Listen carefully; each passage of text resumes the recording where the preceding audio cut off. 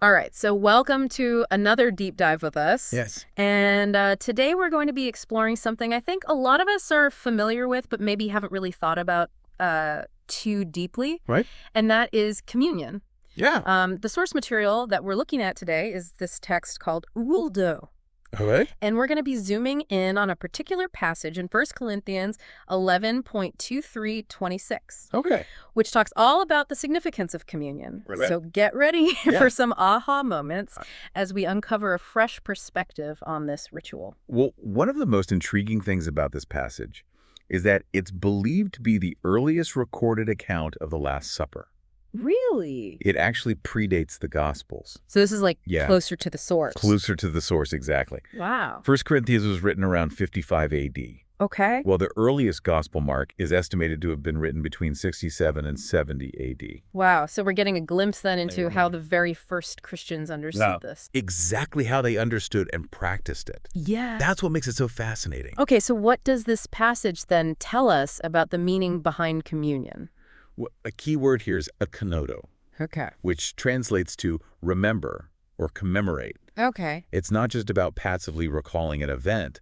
It's about actively recalling and reflecting on Christ's sacrifice. And that ties into the actual elements then. I mean, Yeah. It's not just any bread You're absolutely right. we're talking about here. The bread used during communion connects back to the Passover meal Jesus shared with his disciples. Okay. The mentioned in verse 24, refers to the unleavened bread, or jenna, Right. used during Passover. Got it. Both Passover and the Last Supper use unleavened bread as a powerful symbol. Okay. For the Israelites, it represented freedom from slavery. Right. For Christians, it represents freedom from sin through Jesus. Okay, so there's that parallel there. Exactly. Of the bread representing freedom. Yeah. But freedom on kind of these two different levels. Right, different levels, yeah. But then the passage also talks about a new covenant Yes. established through Christ's blood. Right.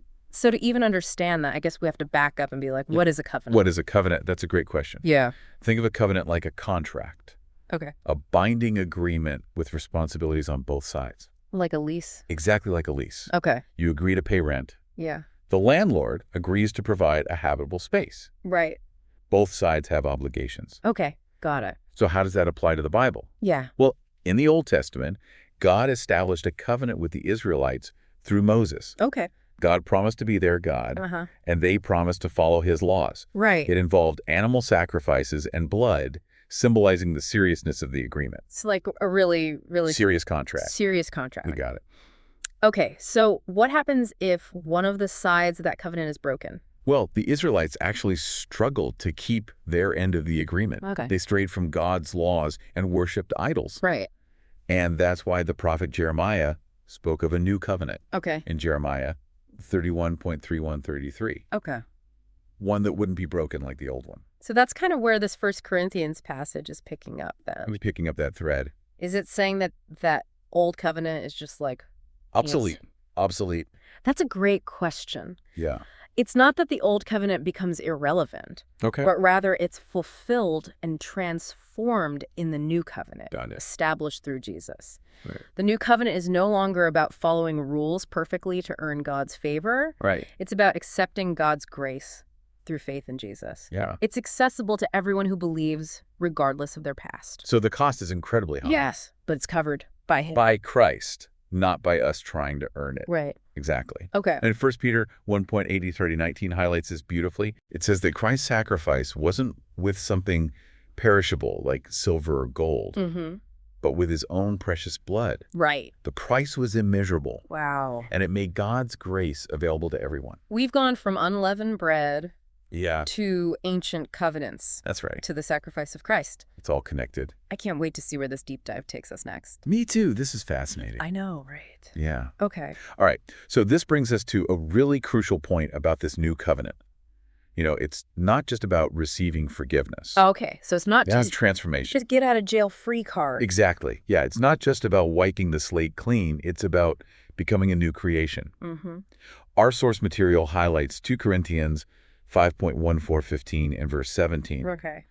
It talks about the love of Christ compelling us, motivating us to live differently. So we're not just legally forgiven. It's like we're given a whole new operating system. That's a great way to put it. Yeah. The old way of living focused on selfish desires is replaced by a life centered on Christ. Yeah. And this isn't about rigidly following a bunch of rules. Right. It's about allowing the transforming power of Christ's love to shape our hearts and actions. I think that's where a lot of us get tripped up. We go through the motions of communion, but then kind of go right back to living our lives as if nothing's changed. You've hit on a really important point. Mm-hmm. The challenge is bridging that gap between the ritual and the reality. Right. Communion isn't just a symbolic act we perform. Yeah. It's meant to be a catalyst for a transformed life.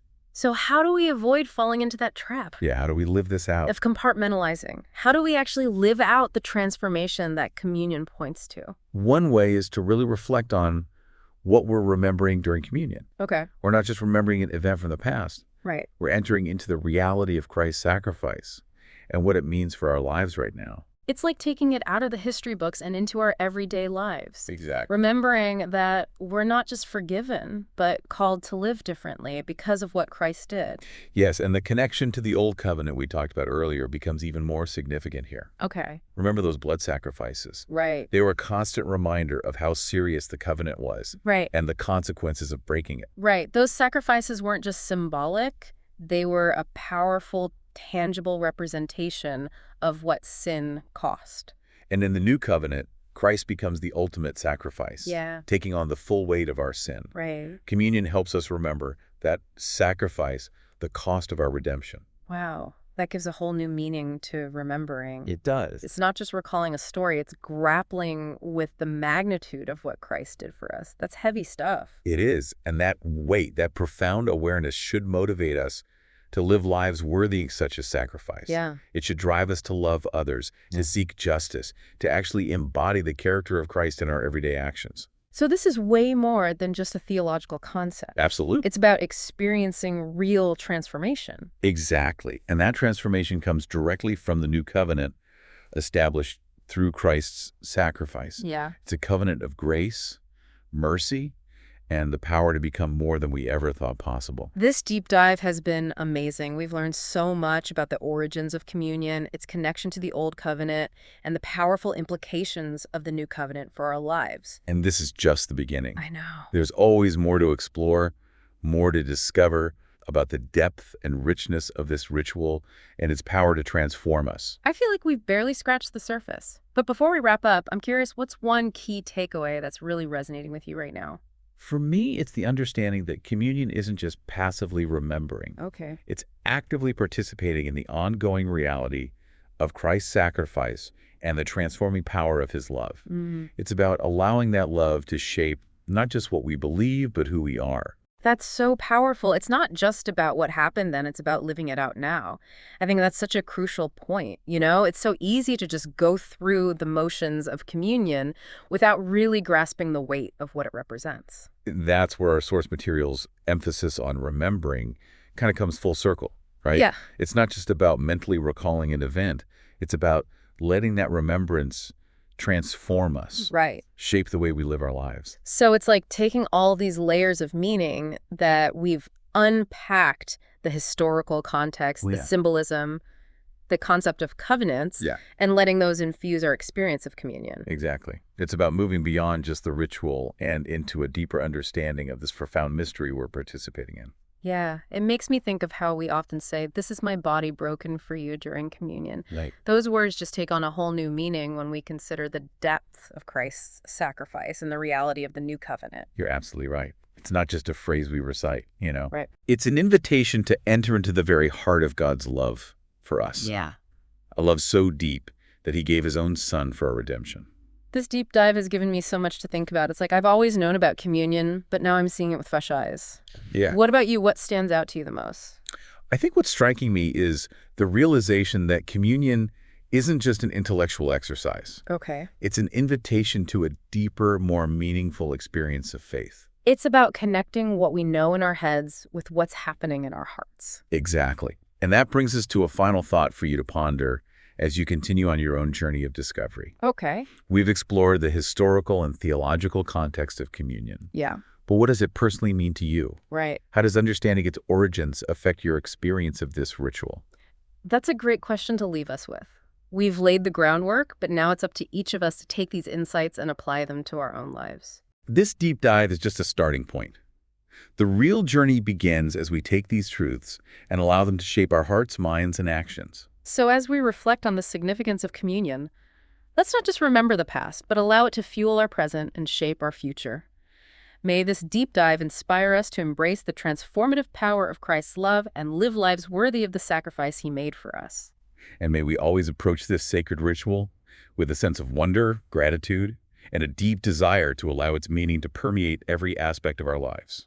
Thanks for joining us on this deep dive. Until next time, keep exploring, keep questioning, and keep diving deeper into the mysteries of faith.